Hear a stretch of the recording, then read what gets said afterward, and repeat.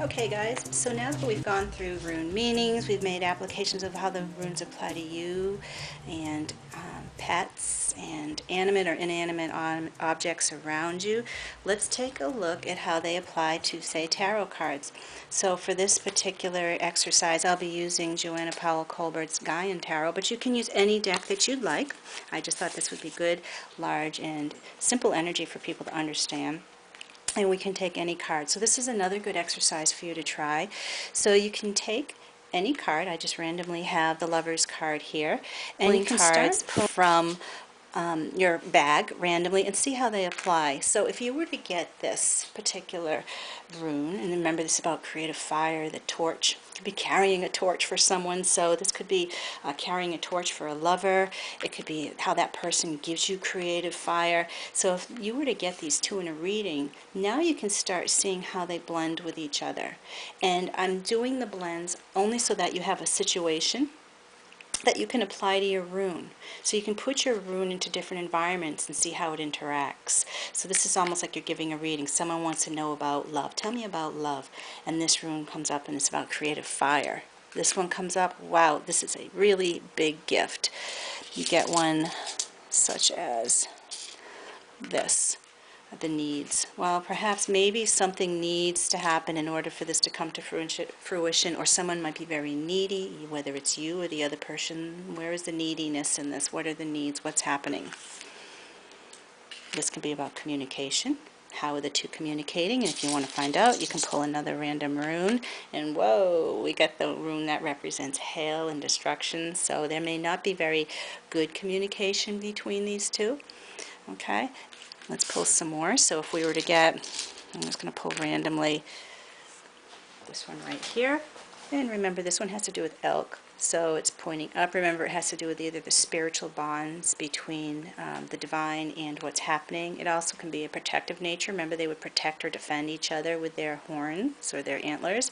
So maybe someone is either defensive or protecting something, trying to protect a relationship, trying to get it to hang in there, or maybe there's some kind of a spiritual connection between you and the other person.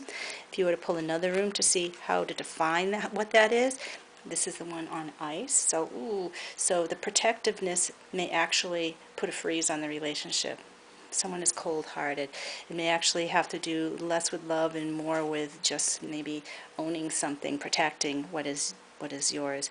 But it seems to have some kind of a cold relationship impact. It can also be the spiritual relationship between the two of you might feel frozen. Not a very strong connection between these lovers at this time. Okay, let's try another one. So I'm going to pull another card and I will get...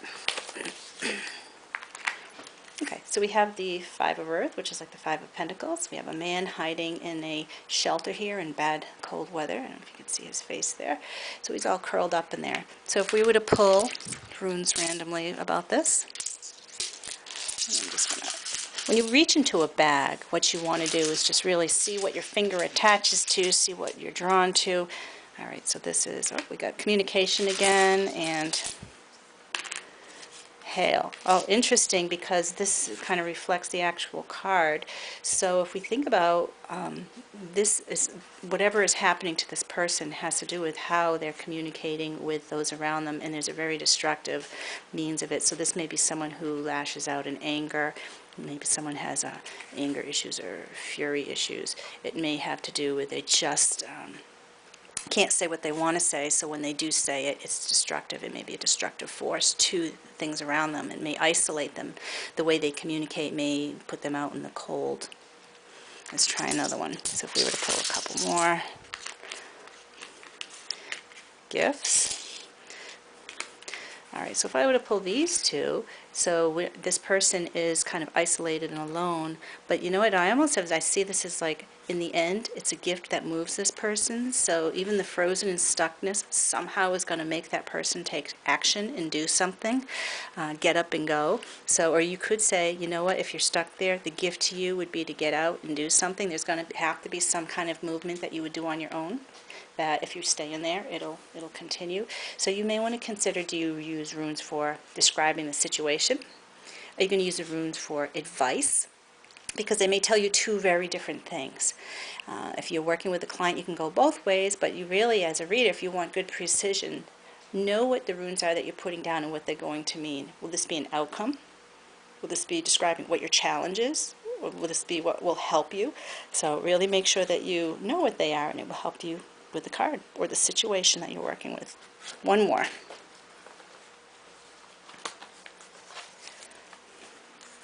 Four of Earth. You got that little squirrel who's gathering his nuts. So I'm just going to pull some random runes. Oh, interesting. So I got the need rune, and I've got our little victory rune. So if I were to look at this, I would say, you know, you have to think of what your needs are in order to have a victorious winter, because he's collecting now and gathering his needs and restricting other things that he's doing, or that's going to allow him to have a victorious winter and live through it. He's collecting his stuff. These kind of reflect what the card is saying. So they're in agreement with it. Let's pull two more runes and see what different message they might bring. So,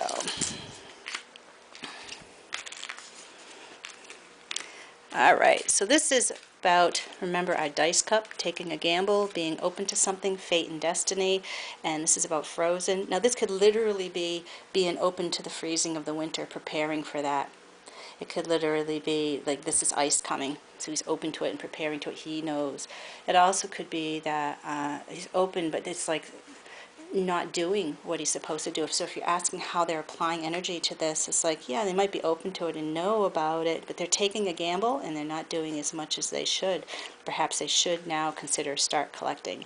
So this is another instance when you want to really define what this set of runes would be, or whether it's one or two. I like two because they help talk to each other, but you can just do one if you want. So if we were to just pull one randomly. Okay, so what separates this from other particular squirrels is this is the one that's doing most of the work. He's doing all the gathering. So if you're reading for a client, this person might be the one that's hauling the load, doing all the work. And they have to be, they also may be a hoarder if it comes up negatively. So this is a person that really likes to collect things, perhaps. They're a collector, a gatherer. Maybe they're like me, have too many tarot decks or books or something. But that is what separates this person from others, is that there's a collection going, a collecting of something, or a gathering. They're a gatherer. Maybe they even gather people together, who knows. So that's how you can get started. So take out your favorite tarot deck, take out a few runes, give yourself a few exercises, write a few notes in your journal, and see where you get. Good luck.